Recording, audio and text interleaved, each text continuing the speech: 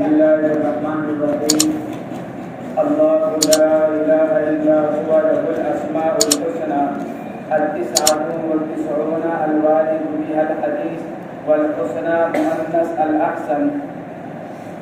اللہ کے نہیں ہے کوئی معبود سوائے اس کے، اور اسی کے لیے اچھے اچھے نام ہیں.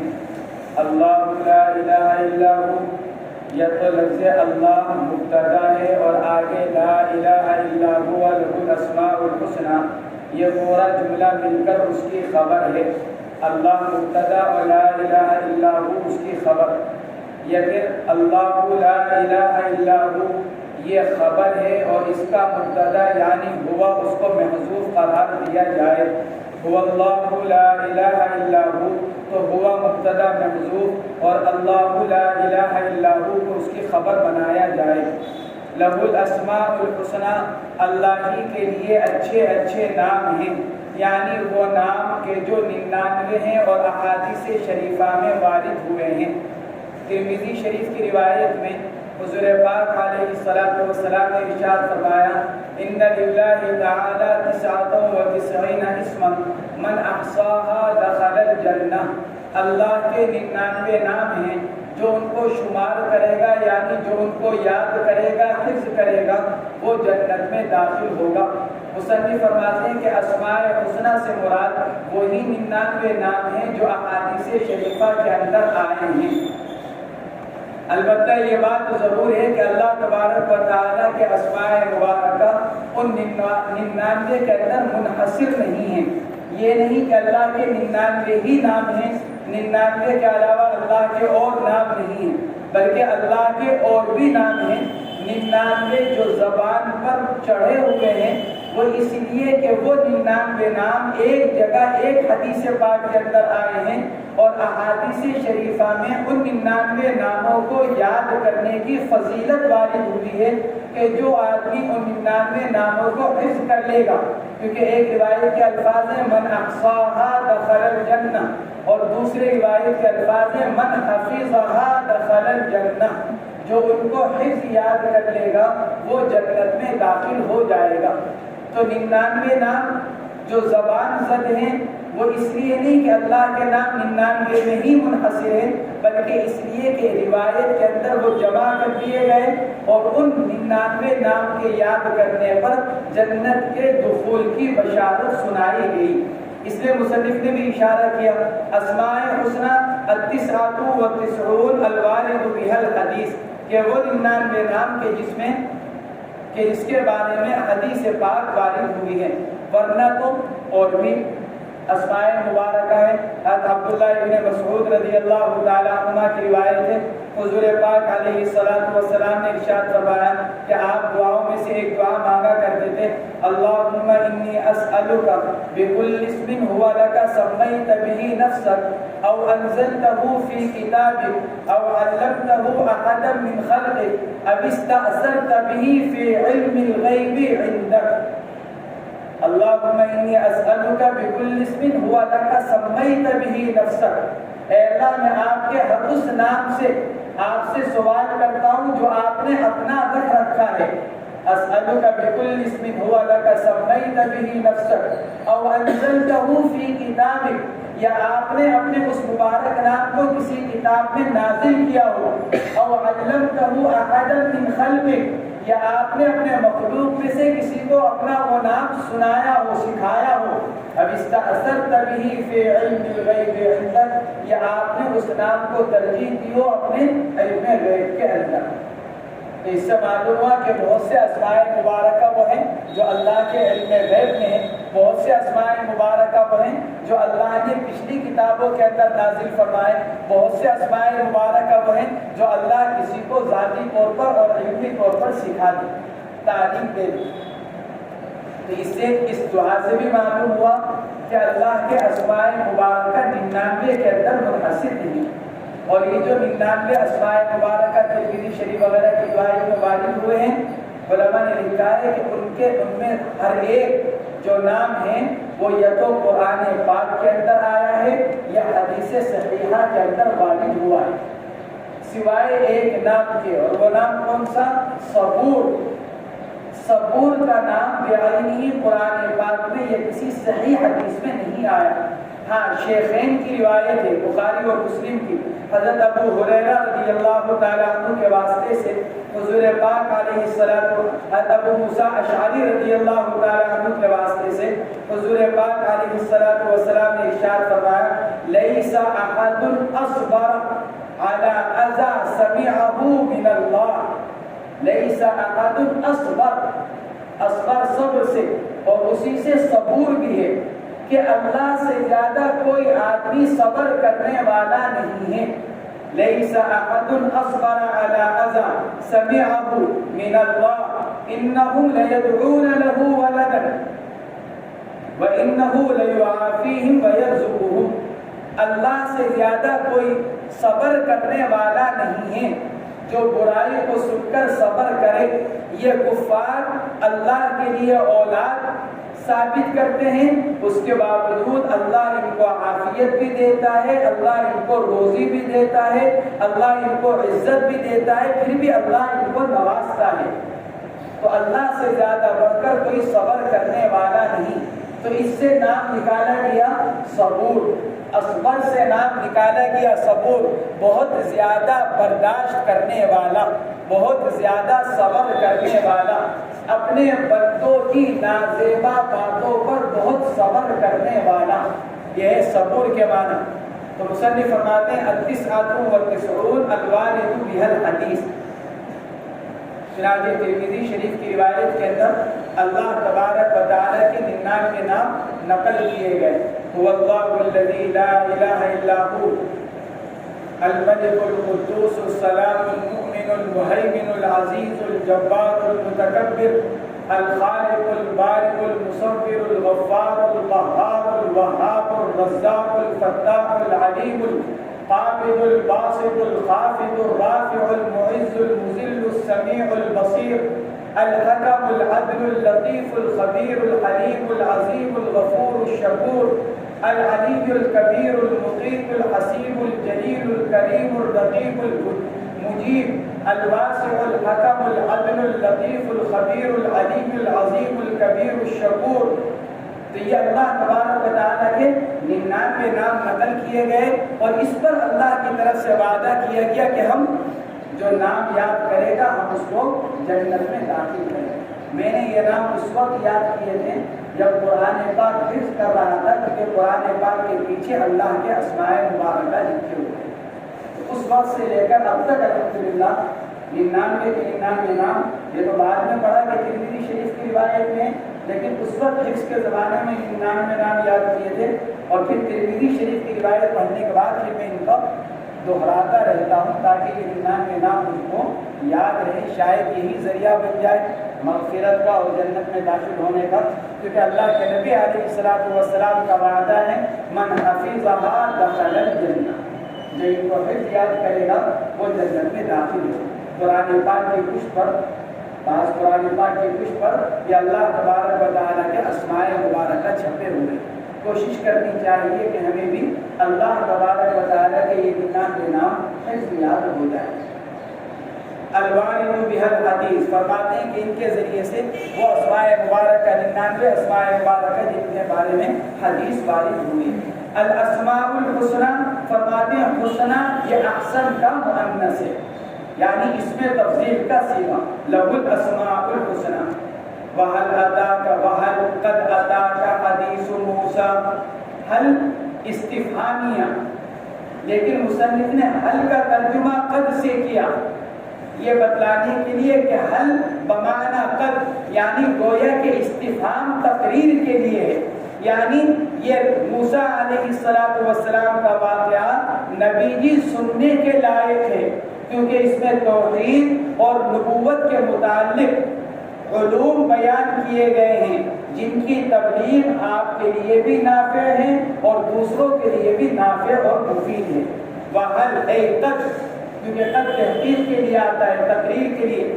وَحَلْ أَتَاكَ حَدِيثُ مُوسَىٰ، نبی جی آپ کے پاس موسیٰ علیہ السلام کا واقعہ آیا ہے، یعنی ہم نے آپ کو ان کا واقعہ بتلایا ہے، آپ اس کو لوگوں کو سنائیے، آپ اس کا استحضار کیجیے کہ کیوں آپ کو معلوم ہوا ہوگا کہ موسیٰ علیہ السلام کے اوپر بھی کیسے حالات آئے، پھر اللہ نے ان کی کیسے مدد کی، اور ماننے والوں کے ساتھ اللہ نے کیسا معاملہ کیا، اور نہ ماننے والے یعنی فرعون اور اس کی قوم کے ساتھ کیا معاملہ کیا گیا۔ تو گویا کہ آپ کو تسلی دینے کے لیے اور آپ کی تقویت کے لیے یہ حضرت موسیٰ علیہ السلام کا واقعہ بیان کیا گیا۔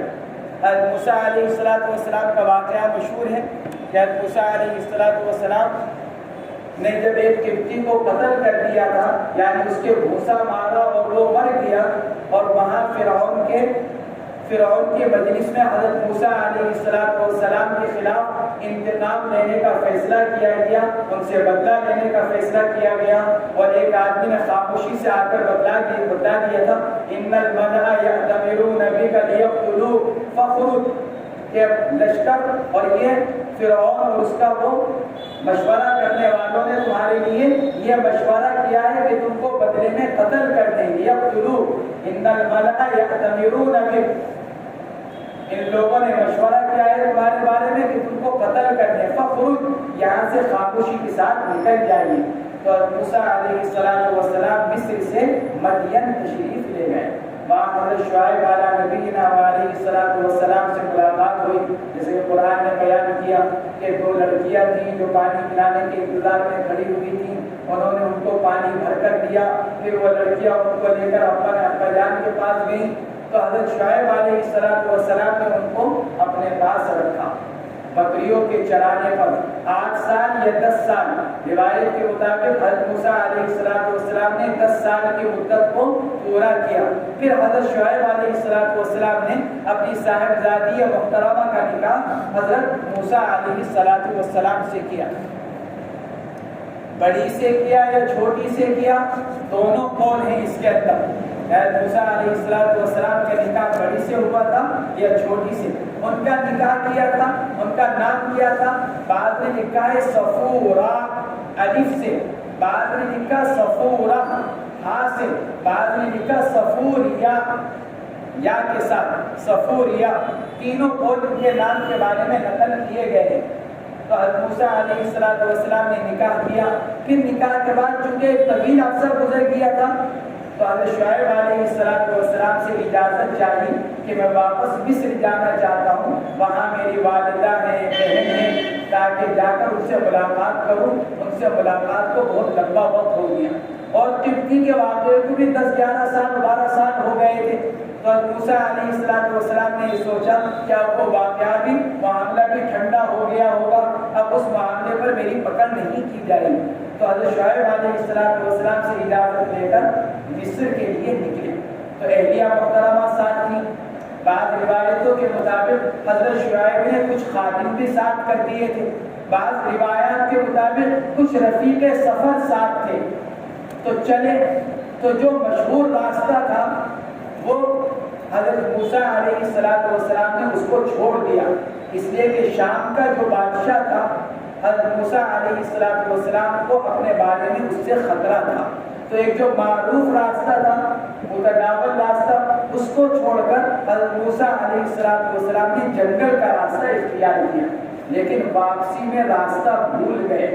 سردی بہت زیادہ تھی اور اہلیہ محترمہ کا زمانہ ولادت کے قربت کا تھا کہ ولادت قریب تھی، سردی، اور حضرت موسیٰ علیہ السلام راستہ بھول گئے۔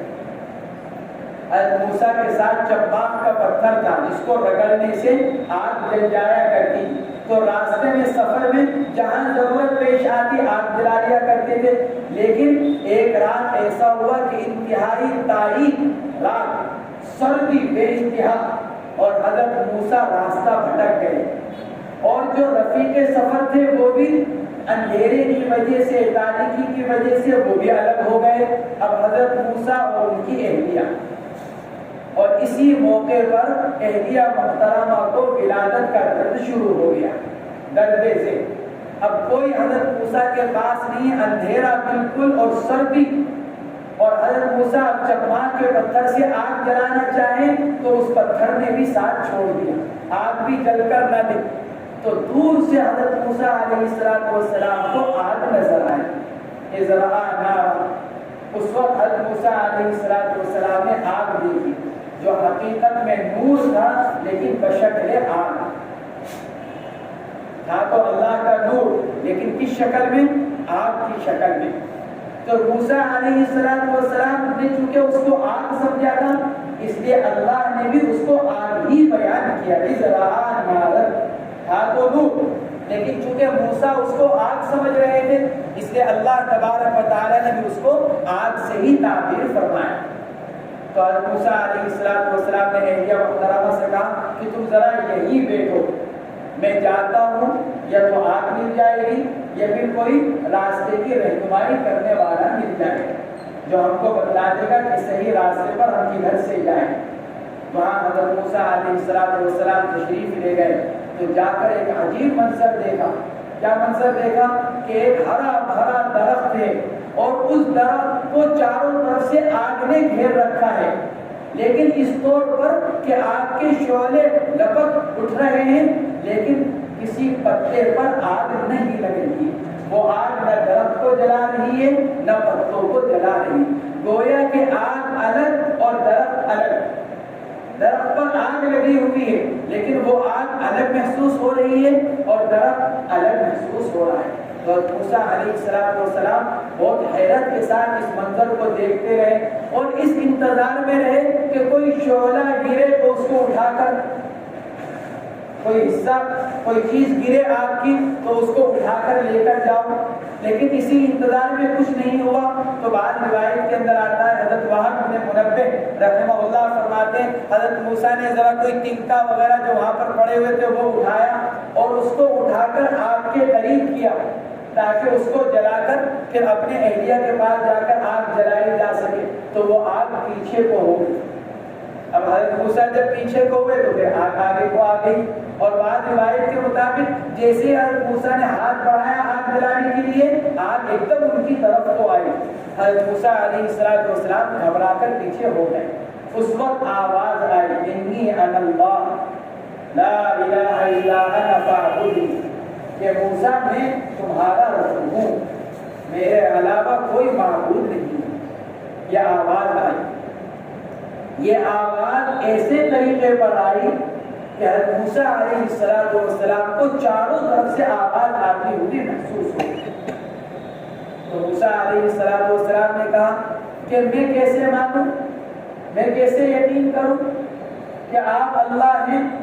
تو پھر اللہ نے ان کے دل میں یہ بات ڈالی کہ اگر یہ اللہ کی آواز نہ ہوتی تو ایک تو چاروں طرف سے آتی ہوئی محسوس نہ ہوتی، دوسرے حضرت موسیٰ علیہ السلام نے جو اس آواز کو سنا تو صرف کانوں سے نہیں بلکہ حضرت موسیٰ علیہ السلام کو معلوم ہوا کہ جیسے جسم کا ہر عضو کان بن گیا اور جسم کا ہر عضو اس آواز کو سن رہا ہے۔ انسانی آواز تو صرف کان سنتا ہے، لیکن حضرت موسیٰ علیہ السلام نے جو یہ آواز سنی، روایت کے اندر آتا ہے گویا کہ ہر عضو ان کا کان بن گیا اور تمام جسم سے حضرت موسیٰ علیہ السلام نے اس آواز کو سنا۔ تو اس وقت حضرت موسیٰ علیہ السلام کو یہ یقین ہو گیا کہ جو آواز آ رہی ہے یہ اللہ تبارک و تعالیٰ کی آواز ہے۔ تو اننی انا اللہ، یہ کہا اللہ نے۔ یہاں پر ایک سوال یہ پیدا ہوتا ہے کہ حضرت موسیٰ علیہ السلام نے یہ آواز اللہ کی فرشتے کے واسطے سے سنی یا براہ راست اللہ تبارک و تعالیٰ کی آواز سنی؟ اہل سنت والجماعت کے دونوں قول ہیں۔ ایک جماعت تو یہ کہتی ہے کہ اللہ کی آواز بواسطہ فرشتہ سنی، اور دوسرا قول یہ ہے کہ نہیں، براہ راست اللہ ہی کا کلام اور اللہ ہی کی آواز سنی۔ حضرت موسیٰ علیہ السلام نے براہ راست اللہ تبارک و تعالیٰ کی آواز کو سنا، اور اس پر یہ اعتراض پیدا نہ ہو کہ کلام لفظی تو حادث ہے، لفظی جو کلام ہے وہ کیا ہے کہ وہ تو حادث ہے، تو پھر اس کا مطلب یہ نکلا کہ کلام اللہ بھی حادث ہوا، حالانکہ یہی تو اصل مسئلہ ہے۔ حضرت امام مالک رحمۃ اللہ علیہ کو جو کچھ برداشت کرنا پڑا وہ کیا کہ قرآن پاک کو مخلوق قرار دیا جانے لگا تھا، تو اس وقت حضرت امام مالک رحمۃ اللہ علیہ نے فرمایا تھا کہ قرآن مخلوق نہیں ہے کیونکہ اللہ کے اندر سے نکل کر آیا ہے، تو مخلوق ہونے کا مطلب حادث ہونا، تو اللہ کو حدوث سے پاک ہے۔ تو وہ جماعت جو یوں کہتی ہے کہ اس کلام لفظی کو براہ راست اللہ سے سنا، وہ یوں کہتی ہے کہ یہ اعتراض پیدا نہ ہو لیکن یہ حادث ہے، کہ کیوں؟ اس لیے کہ وہ کلام حادث ہوتا ہے جو مادی زبان سے نکلتا ہے، جو انسانی مادی زبان سے نکلنے والا کلام ہے وہ حادث ہے، اور یہ کلام کس کی زبان سے نکلا؟ اللہ کی زبان سے، اور اللہ حادث نہیں ہے، تو اس کی زبان مبارک سے نکلنے والا کلام کے حادث نہیں ہے۔ اور مادی زبان سے جو کلام نکلتا ہے وہ حادث ہوتا ہے، اس لیے سنا بھی جاتا ہے صرف کان سے، لہذا اگر کوئی آدمی بہرا ہو تو وہ سن نہیں پائے گا، کہ کیوں؟ کیونکہ مادی زبان سے جو نکلے گا اس کو کون سنے گا؟ کون سا؟ کان۔ اگر کوئی آدمی بہرا ہو تو آپ کتنا ہی چیخ لو اس کو سنائی نہیں۔ جسم کا کوئی اور عضو مادی زبان سے نکلنے والے کلام کو سن نہیں سکتا، جبکہ حضرت موسیٰ علیہ السلام اس کلام کو اپنے پورے جسم سے سن رہے تھے، تو معلوم ہوا کہ وہ کلام حادث نہیں۔ تو اہل سنت والجماعت کی ایک جماعت کا قول یہ ہے کہ یہ اللہ تبارک و تعالیٰ کا کلام حضرت موسیٰ علیہ السلام نے براہ راست سنا۔ تو اننی وَهَلْ أَتَاكَ حَدِيثُ مُوسَىٰ، نبی جی کیا آیا ہے آپ کے پاس موسیٰ علیہ السلام کا قصہ؟ تو اس وقت اللہ تبارک و تعالیٰ نے پھر ان کو کیا کیا؟ حضرت موسیٰ علیہ السلام کو پکارا، اور وہاں حضرت موسیٰ علیہ السلام کو نبوت دی گئی۔ حضرت موسیٰ نبوت لے کر مصر گئے، کیا گھر والوں کے ساتھ گئے؟ قرآن نے اس کو بیان نہیں کیا۔ حضرت موسیٰ کوہ طور پر گئے، کوہ طور کے بعد اللہ نے فرعون کے ساتھ کیا واقعات پیش آیا قرآن نے اس کو بیان کیا۔ اہلیہ محترمہ کا کیا رہا؟ حضرات مفسرین کرام نے لکھا ہے کہ جب حضرت موسیٰ علیہ السلام کو نبوت دی گئی، رسالت دی گئی، اور حضرت موسیٰ کوہ طور سے اتر کر مصر تشریف لے گئے، گھر والے وہیں ٹھہرے رہے۔ اہلیہ محترمہ جو تھی وہ وہیں پر ٹھہری رہی، یہاں تک کہ مدین سے آنے والے بعض جوابوں نے دیکھا تو چونکہ وہ حضرت شعیب علیہ السلام کی بیٹی ہونے کی حیثیت سے ان کو پہچانتے تھے، تو وہ لوگ ان کو لے کر واپس مدین لے گئے، اور اہلیہ محترمہ اپنے بچے کے ساتھ اپنے والد محترم حضرت شعیب کے پاس مقیم رہی۔ جب ادھر فرعون کو غرق کرنے کی خبر اور حضرت موسیٰ علیہ السلام کے دریائے نیل کے پار ہو جانے کی خبر حضرت شعیب علیہ السلام کو پہنچی ایک عرصے کے بعد، تو اس کے بعد حضرت شعیب علیہ السلام نے صاحبزادی محترمہ یعنی اہلیہ محترمہ اور بچے کو اس کے بعد حضرت موسیٰ کے پاس پہنچایا، ورنہ اتنے عرصے تک حضرت موسیٰ اپنی اہلیہ محترمہ اور بیوی بچوں سے دور رہے۔ اِذْ رَأَىٰ نَارًا فَقَالَ لِأَهْلِهِ أَيْ لِامْرَأَتِهِ امْكُثُوا، جس وقت دیکھا حضرت موسیٰ نے آگ کو، یعنی صورت آگ کی تھی لیکن حقیقت میں نور تھا، فَقَالَ لِأَهْلِهِ، فرمایا اپنے گھر والوں سے، أَيْ لِامْرَأَتِهِ امْكُثُوا، جمع کا صیغہ، اب اگر جمع کا صیغہ ہے مصنف نے تفسیر کی فقال لأهله أي لامرأته، تو پھر جمع کا صیغہ کیوں؟ وہ تو تنہا ہے، تو جمع کا صیغہ بطور تعظیم کے، کیونکہ حضرت کی اہلیہ محترمہ نبی کی بیٹی ہیں، حضرت کی اہلیہ محترمہ جو ہیں وہ کس کی بیٹی ہیں؟ حضرت شعیب علیہ السلام کی، اور حضرت شعیب نبی ہیں، تو ان کے احترام میں جمع کا صیغہ استعمال فرمایا۔ یہ اس وقت ہے جبکہ یوں کہا جائے کہ ساتھ میں صرف اہلیہ محترمہ تھی، اور بعض روایات کے مطابق خادم ساتھ تھا، تو ایسی صورت میں جمع کا صیغہ اپنے حقیقت پر ہوگا، اور بعض روایتوں کے مطابق کچھ رفیق سفر بھی تھے جو موسیٰ علیہ السلام کے ساتھ ساتھ سفر میں تھے۔ اب اگر یہ معنی مراد دیے جائیں، یہ مطلب مراد دیا جائے، تو پھر امکثوا جمع کا صیغہ اپنے معنی پر ہوگا، تو فقال لأهلی این امرأتی امکثوا ہنا، یہیں پر ٹھہرو، یعنی میرے پیچھے پیچھے مت آنا. یہ خطرہ نہیں تھا کہ یہاں سے کہیں اور چلے جائیں گے، بلکہ خیال کیا تھا کیونکہ اہلیہ اکیلی ہیں، تنہا ہیں، تو کہیں ایسا نہ ہو تنہائی کے خوف سے میں آگے جاؤں اور یہ میرے پیچھے پیچھے آ جائیں. اس لیے فرمایا امکثوا ہنا، یہیں پر ٹھہر کر میرا انتظار کرنا. وَذَلِكَ فِي مَسِيرِهِ مِن مَدْيَنَ طَالِبًا مِصْرَ، فرماتے ہیں اور یہ واقعہ کب ہوا؟ حضرت موسیٰ علیہ السلام کے مدین سے مصر کی طرف آتے ہوئے. جمعے کی رات تھی، انتہائی سخت سردی اور تاریخ.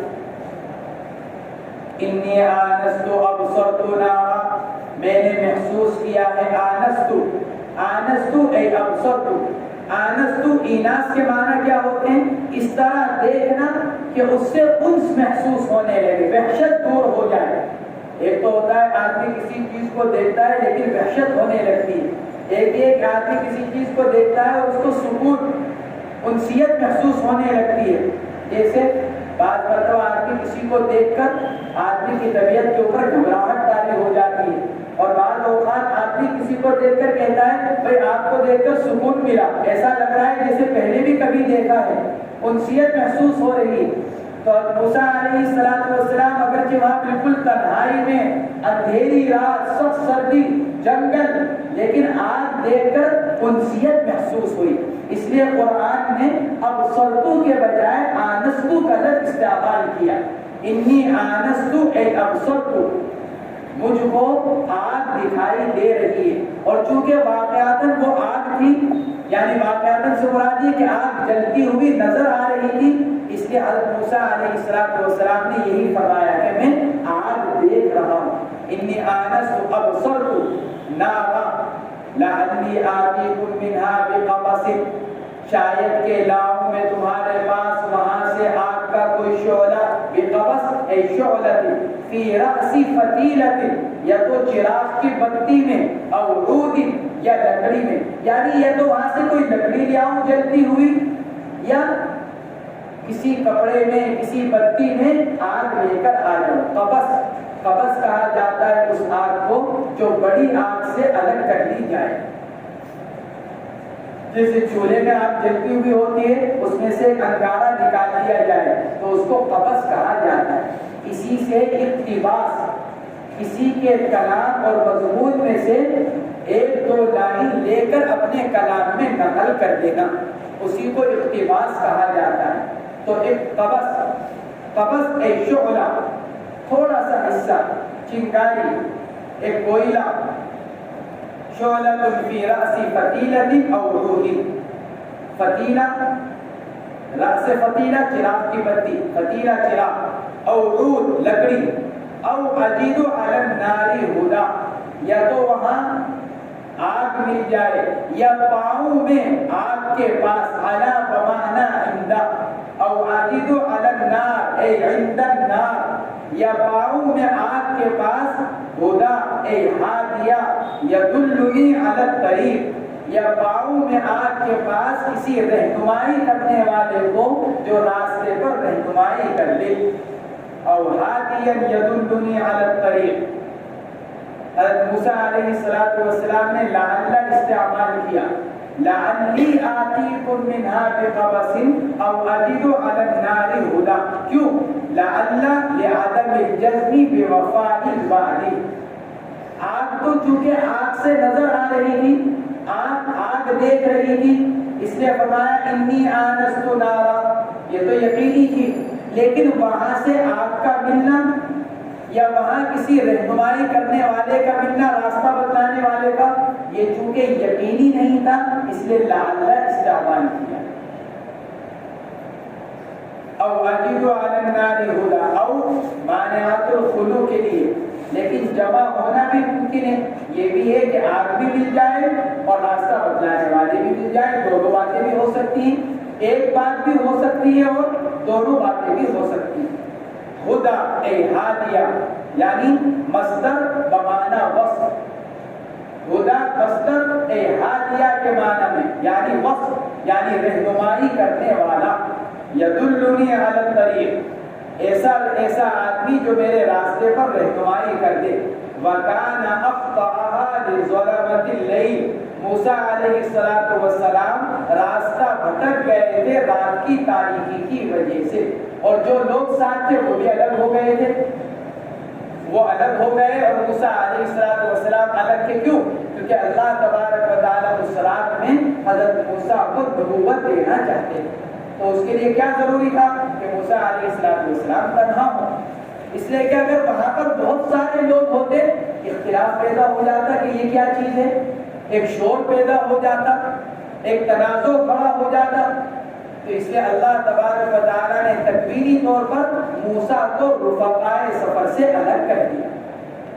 وَقَالَ لَعَلَّ لِعَدَمِ الْجَزْمِ بِوَفَاءِ الْوَعْدِ، فرماتے ہیں اور موسیٰ علیہ السلام نے لعل استعمال کیا وعدے کے پورے کے یقینی نہ ہونے کی وجہ سے، جو وعدہ کر رہے تھے چونکہ اس کا پورا ہونا یقینی نہیں تھا، اس لیے موسیٰ علیہ السلام نے لعل استعمال کیا۔ فَلَمَّا أَتَاهَا وَهِيَ شَجَرَةُ عَوْصَجٍ نُودِيَ يَا مُوسَىٰ، اور جب موسیٰ علیہ السلام اس درخت کے پاس آئے، اور وہ درخت عبداللہ بن مسعود رضی اللہ تعالیٰ عنہ فرماتے ہیں درخت کا جو تھا وہ گندمی مائل بسبز تھا، گندمی رنگ تھا لیکن ہرے رنگ کی طرف مائل تھا۔ درخت کہے کا تھا، مصنف تو فرماتے ہیں وہی شجرۃ عوصج، بیری کا درخت، اس کو اردو میں بیری کہا جاتا ہے، بیری کا درخت تھا۔ بعض علماء نے لکھا ہے عناب کا درخت تھا۔ بہرحال وہی شجرۃ عوصج نودی یا موسیٰ، آواز دی گئی اے موسیٰ، انی بکسر الحمزہ بتعبیر نودی بقیل، انی حمزہ کے کسرے کے ساتھ اگر نودیہ کو قیلہ کے معنی میں لیا جائے، قیلہ یا موسیٰ انی انا ربک، نودیہ اگر قیلہ کے معنی میں، نودیہ بمعنی قیلہ کہا گیا، تو بھی انی حمزہ کسرے کے ساتھ، یا پھر فرماتے ہیں وَبِفَتْحِهَا بِتَقْدِيرِ الْبَاءِ، یا پھر انی کے بجائے انی، تو یہاں پر با کو محذوف مانا جائے گا۔ نودی یا موسیٰ بِأَنِّي أَنَا رَبُّكَ، بِأَنِّي اگر با کو محذوف مانا جائے تو پھر انی حمزہ فتحے کے ساتھ، فرماتے ہیں وَبِفَتْحِهَا بِتَقْدِيرِ الْبَاءِ، اور با کو محذوف کہاں مانا گیا؟ انا سے پہلے، بِأَنِّي انا توکید الیاء المتکلم، فرماتے ہیں انا، یہ جو انی میں جو یاء متکلم ہے اس کی تاکید کے لیے انا لایا گیا۔ انی انا ربک، میں ہی تمہارا رب ہوں، انی انا ربک، میں ہی تمہارا رب ہوں، فاخلع نعلیک، آپ اپنے جوتوں کو اتار کر آئیے، فاخلع نعلیک، آگے آئیے لیکن اپنے جوتوں کو اتار کر۔ جوتوں کو کیوں اتروایا گیا؟ مختلف اقوال ہیں۔ نمبر 1، آپ کے جوتے ایک مردار جانور کی کھال سے بنے ہوئے تھے۔ نمبر 2، اس جانور کی کھال سے بنے ہوئے تھے جس کھال کو دباغت نہیں دی گئی۔ اس معنی کے اعتبار سے جوتے کیا تھے؟ ناپاک، اس لیے ان ناپاک جوتوں کو اتروایا گیا۔ نمبر 3، چونکہ کوہ طور کی وہ جگہ مقدس اور محترم تھی، اور مقدس اور محترم اور باعظمت جگہ پر جوتے اتار کر آیا جاتا ہے، اس لیے حضرت موسیٰ علیہ السلام سے جوتے اتروائے گئے۔ چنانچہ مسجد کے اندر آدمی جوتے اتار کر آتا ہے، بیت اللہ شریف کا طواف کرتا ہے تو جوتے اتار کر کیا جاتا ہے، کیونکہ جگہ کیسی ہے؟ قابل تعظیم۔ تو قابل تعظیم جگہ پر آدمی ادب کی رعایت کی وجہ سے جوتے اتار کر آتا ہے۔ اور چوتھا قول یہ ہے کہ چونکہ وہ جگہ مبارک تھی، اللہ تبارک و تعالیٰ نے یہ چاہا کہ اس مبارک جگہ کی دھول موسیٰ علیہ السلام کے پاؤں پر لگ جائے، موسیٰ کا پاؤں اس مبارک جگہ سے مس کر جائے۔ تو جوتے پہنے ہوئے رہتے تو پاؤں زمین پر نہ لگتے، اس لیے فرمایا گیا جوتے اتارو تاکہ اس مبارک جگہ کی دھول اور مٹی تمہارے پاؤں سے لگ جائے۔ فَخْلَعْنَ عَلَيْهِ، موسیٰ جوتے اتار کر آئیے۔ اور ایک قول اس کے اور ایک معنی یہ بیان کیے گئے، بعض علماء نے اس کے معنی کیے فَخْلَعْنَ عَلَيْهِ اے اقبل بقلبک، فَخْلَعْنَ عَلَيْهِ اے اقبل بقلبک عن الکونین فلا ينظر الیہما بعد هذا الخطاب۔ اقبل بقلبک، موسیٰ اپنے دل کی توجہ کے ساتھ آؤ۔ فخلعنا علیہ، جوتوں کو نکالیے، یعنی اپنے دل کو اپنے اہل و عیال کے خیال سے خالی کر کر ہمارے پاس آئیے۔ اور پھر کہ ہمارے اب اس خطاب کے بعد اب کسی کی طرف توجہ کرنے کی ضرورت نہیں۔ ایک معنی اس کے یہ بھی بیان کیے گئے فخلعنا علیہ اے اقبل بقلبک یا اعرض بقلبک، اپنے دل سے اعراض کیجئے، کس سے؟ عن الکونین، دنیا آخرت سے کیا ہو جائیے؟ اعراض، ہماری طرف مکمل توجہ کیجئے۔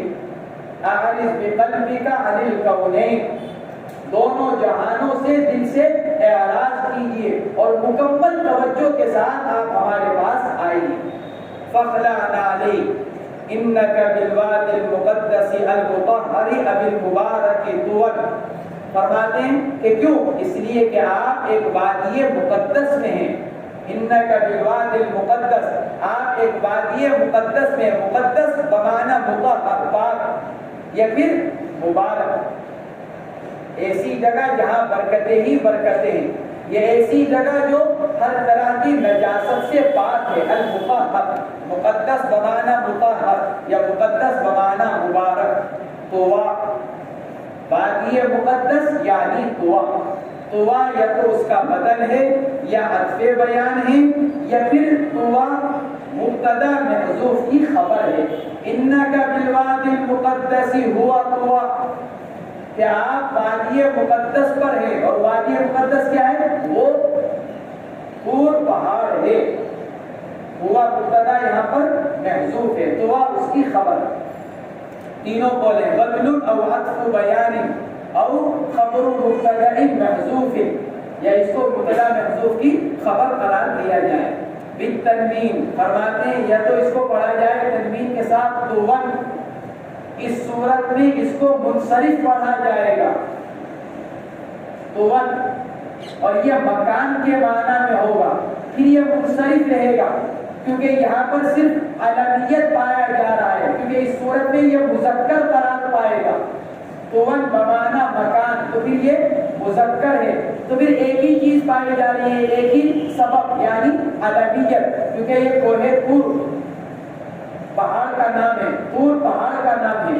یا پھر فرماتے ہیں وترکہ، یا پھر تنوین کو ترک کر کر طوا، بغیر تنوین کے طوا پڑھا جائے گا۔ اس صورت میں اس کو غیر منصرف پڑھا جائے گا، طوا غیر منصرف۔ پھر یہ غیر منصرف کس وجہ سے ہے؟ دو سبب کے پائے جانے کی وجہ سے، ایک عالمیت، اور پھر اس صورت میں طوا بغیر تنوین کے یہ بقعہ کے معنی میں ہوگا، لہذا اس کو مؤنث قرار دیا جائے گا۔ تو اب دو سبب ہو گئے، عالمیت اور تانیث، اس وجہ سے طوا کو غیر منصرف پڑھا جائے۔ اسی کو مصنف فرما رہے ہیں مصروف یعنی منصرف ہے باعتبار المکان، اگر اس کو مکان کے معنی میں لیا جائے تو پھر وہ مذکر ہوگا، صرف ایک سبب رہ گیا علمیت۔ وغیر مصروف، اور بغیر تنوین کے غیر منصرف ہے، طوا غیر منصرف ہے کہ کیوں؟ پھر اس صورت میں اس کو مؤنث قرار دیا جائے گا کیونکہ باعتبار البقعہ، پھر وہ بقعے کے معنی میں ہے مع العلمیت۔ تو اب دو سبب ہو گئے، مؤنث تانیث علمیت کے ساتھ، لہذا اس کو غیر منصرف پڑھا جائے۔ وَأَنَا اخْتَرْتُكَ مِنْ قَوْمِكَ، اور موسیٰ میں نے تم کو چن لیا ہے، من قومک تمہاری قوم میں سے، پوری قوم میں سے تمہیں منتخب کیا ہے۔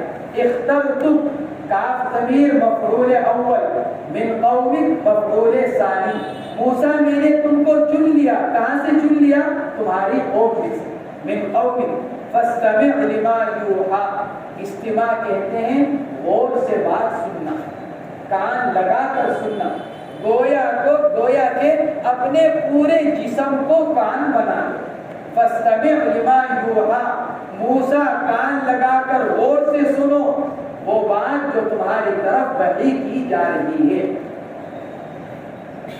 فاستمع لما یوحا، علماء نے اس سے یہ ادب نکالا کہ جب قرآن پاک سنا جائے، پڑھا جائے یا پھر کوئی دینی بات کی جائے تو اس کو انتہائی یکسوئی اور غور کے ساتھ سنا جائے۔ قرآن پاک کے اندر اللہ نے فرمایا والذین اجتنبوا الطاغوت ان یعبدوها وانابوا الی اللہ لهم البشری فبشر عباد الذین یستمعون القول۔ نبی جی میرے ان بندوں کو جنت کی بشارت دیجئے جو الذین یستمعون القول، جو آپ کی بات کو، قرآن پاک کو کان لگا کر غور سے سنتے ہیں، فیتبعون احسن، اور پھر غور سے سن کر اتباع احسن بھی کرتے ہیں، اچھے طریقے پر، اچھے طور پر اتباع کرتے ہیں۔ اولئک الذین ھداھم اللہ واولئک ھم اولو الالباب، یہی وہ لوگ ہیں کون جو غور سے سن کر اتباع کرنے والے ہیں، وہی لوگ ہدایت یافتہ ہیں، وہی لوگ صحیح معنوں میں عقل والے ہیں۔ دنیا والے چاہے جس کو عقل مند قرار دے، اللہ کے نزدیک عقل مند کون ہے؟ جو قرآن پاک کو، دین کی باتوں کو غور سے سن کر ان کا اتباع کرنے والے ہیں۔ فاستمع لما یوحا، موسیٰ غور سے سنیے اس وحی کو جو آپ کی طرف کی جا رہی ہے میری طرف سے، الیک منی، اس وحی کو جو آپ کی طرف میری طرف سے کی جا رہی ہے۔ کیا؟ اننی انا اللہ، یہ وحی سے بدل ہے۔ موسیٰ آپ کی طرف جو وحی کی جائے گی اس کو غور سے سنو، وہ وحی کیا ہے؟ اننی انا اللہ، میں ہی اللہ ہوں۔ اس کے اندر کیا بتا دیا گیا؟ عقائد، اصول، آگے فرع، فاعبدنی واقم الصلاۃ لذکری، عبادت فرع ہے اور توحید اصل۔ پہلے اصول توحید کو بیان کیا، پھر اصول فرع، جو فرع کے اصول ہیں عبادت، اور عبادات میں سب سے اہم نماز۔ تو پہلے اصول کو بیان کیا کیونکہ اصول تعلیم مقدم ہوا کرتی ہے اصول فرع پر۔ اننی انا اللہ، موسیٰ میں ہی اللہ ہوں، عقائد عقلیہ، کیونکہ اللہ کا ایک ہونا آدمی عقل، عقائد عقلیہ، لا الہ الا انا، میرے علاوہ کوئی اور معبود نہیں، یہ توحید علم، یہ علم توحید۔ فاعبدنی، میری ہی عبادت کرو، اعمال فرعیہ۔ واقم الصلاۃ لذکری، نماز عبادت کے اندر آ گئی لیکن الگ سے اس کی اہمیت کے پیش نظر الگ سے نماز کو بیان کیا جا رہا ہے۔ کیوں؟ کیونکہ تمام عبادات میں سب سے پہلے کون سی عبادت ہے؟ نماز۔ اور اللہ نے موسیٰ علیہ السلام کے سامنے صرف یوں کہا اقیم الصلاۃ لذکری، نماز کا طریقہ نہیں بتایا۔ کیوں؟ کیونکہ ہم نے بتلایا تھا ایمان اور نماز یہ دو ایسی عبادتیں ہیں جو حضرت آدم علیہ السلام سے لے کر حضور پاک علیہ السلام تک، نماز اور زکوٰۃ یہ دو ایسی عبادتیں ہیں جو حضرت آدم سے لے کر اور حضرت حضور پاک علیہ السلام تک جتنے انبیاء کرام آئے ہیں ہر نبی کو نماز اور زکوٰۃ دی گئی۔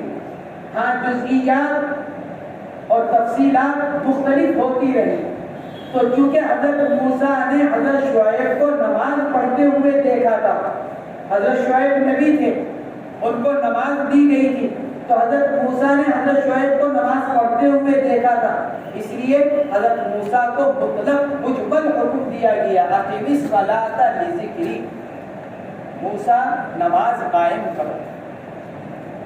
تو عبادات کو بیان کرنے کے بعد الگ سے نماز کو بیان کیا گیا، نماز کو ذکر کیا گیا، نماز کی اہمیت اور اس کی فضیلت کی وجہ سے۔ نیز یہ بھی وجہ ہو سکتی ہے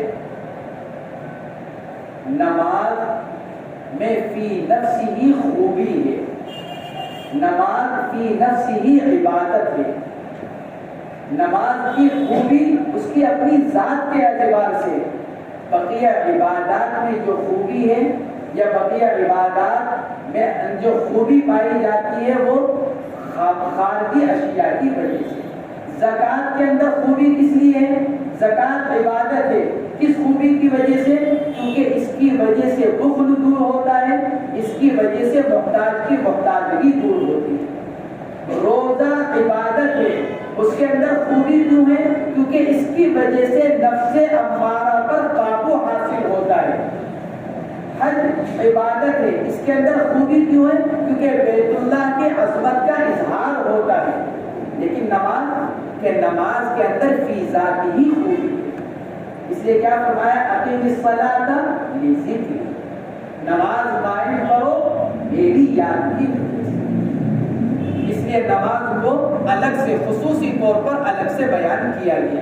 وَأَقِمِ الصَّلَاةَ لِذِكْرِي، اور موسیٰ نماز قائم کرو میرے ذکر کی وجہ سے۔ کیا مطلب؟ یعنی مجھے نماز میں یاد کرو۔ ایک معنی تو یہ کہ مجھے نماز میں یاد کرو، دوسرے معنی یہ کہ اقیم الصلاۃ لذکری، نماز قائم کرو لذکری، کیوں؟ میرے نماز کو ذکر کرنے کی وجہ سے، کیونکہ نماز ایسی عبادت ہے جو میں ہر زمانے میں ہر نبی کو ہر کتاب کے اندر ذکر کرتا آیا ہوں۔ ہر کتاب کے اندر، کتب سماویہ میں سے ہر کتاب کے اندر ہر نبی کو ہم نے نماز کا ذکر کیا اور نماز کا ذکر کیا ہے۔ اقیم الصلاۃ لذکری، یا پھر اقیم الصلاۃ لذکری کے معنی کیا؟ نماز قائم کروں تاکہ میں تمہارا ذکر کروں۔ لذکری، تم نماز پڑھو میں تمہارا ذکر کروں۔ کہ جب تم نماز پڑھو گے، حدیث پاک کے اندر فرمایا گیا کہ جب بندہ اللہ کا ذکر کرتا ہے تو پھر اللہ بھی آسمانوں پر اس کا ذکر کرتے ہیں۔ اس سے بہتر مجمع میں، جس مجمع میں دنیا میں اللہ کا ذکر کیا ہے، کیونکہ آسمان پر کون کا مجمع ہے؟ فرشتوں کا، جو معصوم ہیں، ہر وقت اللہ کی عبادت میں لگے ہوئے ہیں۔ تو ایک معنی یہ بھی بیان کیے گئے، تم میرا ذکر کرو تاکہ بدلے میں تمہارا ذکر کروں۔ اقیم الصلاۃ لذکری، اور ایک معنی یہ بھی بیان کیے گئے، اقیم الصلاۃ لذکری، نماز قائم کرو جب میری یاد آ جائے۔ اقیم الصلاۃ لذکری، نماز قائم کرو جب میری یاد آ جائے۔ چنانچہ اسی وجہ سے حضرات فقہاء کرام کیا فرماتے ہیں کہ اگر کوئی آدمی نماز کو غفلت کی وجہ سے چھوڑ دے، یاد نہیں رہا یا سوتا رہ گیا، تو پھر کیا ہے؟ جب یاد آئے جب نماز پڑھے۔ دلیل کیا ہے؟ اقیم الصلاۃ لذکری، جب یاد آ جائے تو نماز کو ادا کر لیا جائے۔ وَأَقِمِ الصَّلَاةَ لِذِكْرِي فِيهَا، اور قائم کرو نماز کو، کہ کیوں؟ نماز میں میرا ذکر کرنے کی وجہ سے۔ تو پھر اس صورت میں اگر اقیم الصلاۃ لذکری کے اگر پہلے معنی مراد لیے جائے، مجھے نماز میں یاد کرو، تو اس صورت میں مصدر کی اضافت مفعول کی طرف، اور اگر معنی یہ کہ نماز پڑھو تاکہ میں تمہارا ذکر کروں، تو اس صورت میں مصدر کی اضافت فاعل کی طرف، اے لذکری ایاک، تم مجھے یاد کرو تاکہ میں تم کو یاد کروں۔ ان الساعۃ آتیۃ اکاد اخفیھا، بے شک قیامت آنے والی ہے۔ ان الساعۃ، اننی انا اللہ، عقائد عقلیہ، فاعبدنی واقم الصلاۃ لذکری، اعمال فرعیہ، ان الساعۃ آتیۃ، عقائد سمعیہ جس کا تعلق سننے سے ہے، اور یہی پورے دین کا مجموعہ ہے۔ تو اللہ نے ان چند جملوں میں پورا دین حضرت موسیٰ علیہ السلام کو مرحمت فرمایا۔ ان الساعۃ آتیۃ، یہ ان الساعۃ آتیۃ اکاد اخفیھا، بے شک قیامت آنے والی ہے یقینی طور پر۔ ان الساعۃ آتیۃ 3 جگہ آیا ہے، ایک یہاں سورہ حج کے اندر، اور پھر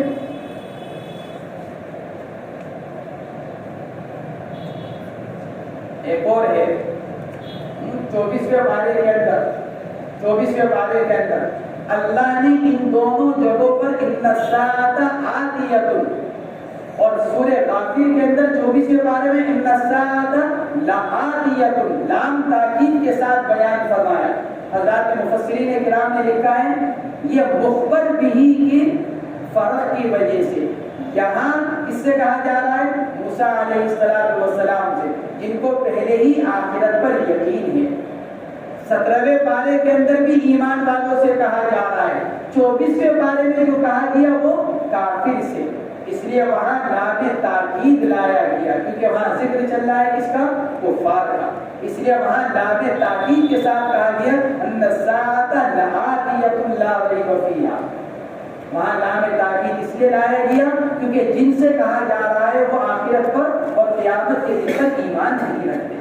تو ان الساعۃ آتیۃ، بے شک قیامت آنے والی ہے، اکاد اخفیہا، ارادہ یہ تھا کہ اس کو چھپا کر رکھوں، یعنی یہ بھی نہ بتلاؤں کہ قیامت آئے گی۔ اکاد اخفیہا، قریب تھا کہ میں اس کو بھی چھپا لیتا، یعنی یہ بھی نہ بتلاتا کہ قیامت آنی ہے، لیکن اس لیے بدلا دیا تاکہ لوگ اس کی تیاری کریں۔ اے عن الناس، قریب تھا کہ میں اس کو یہ بھی چھپا دیتا لوگوں سے، یہ بھی نہ بتلاتا۔ اور یہ پھر اکادو، بعض علماء نے لکھا ہے کہ اکادو زائد ہے، یہ اکادو بمانا قرب، قریب تھا کہ میں اس کو چھپا لیتا، یعنی یہ تو اکادو کو زائد قرار دیا جائے تو اخفیہا، میں نے اس کو چھپا رکھا ہے لوگوں سے، کہ کیوں؟ تاکہ لوگ اس کے انتظار میں عمل کرتے رہیں۔ اس لیے کہ اگر بتلا دیا جاتا قیامت فلاں سن میں، فلاں تاریخ میں، فلاں دن میں آئے گی، تو جو اس زمانے کے لوگ ہوتے وہ گناہوں میں مبتلا رہتے، کرتے رہتے، اور جب وہ مقررہ تاریخ آتی تو توبہ کر لیتے، توبہ کرتے۔ تو پھر اللہ فرماتا ہے ہم نے قیامت کے دن کو، حتمی وقت کو ہم نے لوگوں سے چھپا دیا، کیوں؟ لتجزا کل نفس بما تسعی، عن الناس، ہم نے لوگوں سے اس کو چھپا دیا، یعنی اس کے وقت کو چھپا دیا۔ یہ تو بتا دیا کہ قیامت آئے گی، چھپا دی کیا کی؟ اس کا وقت چھپا دیا۔ وَيَظْهَرُ لَهُمْ قُرْبُهَا بِعَلَامَاتِهَا، ظاہر ہوگی لوگوں کے سامنے اس کا قرب، ظاہر ہوگا اس کا قریب ہونا اس کے علامات کے ذریعے سے۔ چنانچہ قیامت کی علامت صغریٰ خود حضور پاک علیہ السلام کا دنیا میں تشریف لانا، بعثت انا والساعۃ کہاتین، یہ فرمایا اللہ کے نبی، بعثت انا والساعۃ کہاتین، مجھ کو اور قیامت کو اس طرح بھیجا گیا۔ آپ کو تو گزرے ہوئے بھی 1400 سال ہو گئے، تو آپ کا تشریف لانا قیامت کی علامتوں کی دو قسمیں ہیں، ایک علامات کبریٰ، ایک علامات صغریٰ۔ علامات صغریٰ یعنی جن میں اور قیامت کے دن میں ذرا فاصلہ ہے، اور علامات کبریٰ جو قیامت کے بالکل قریب واقع ہوں گی، جیسے حضرت عیسیٰ علیہ السلام کا تشریف لانا، حضرت مہدی رضی اللہ تعالیٰ عنہ کا ظاہر ہونا، یاجوج ماجوج کا نکلنا، یہ علامات کبریٰ ہیں۔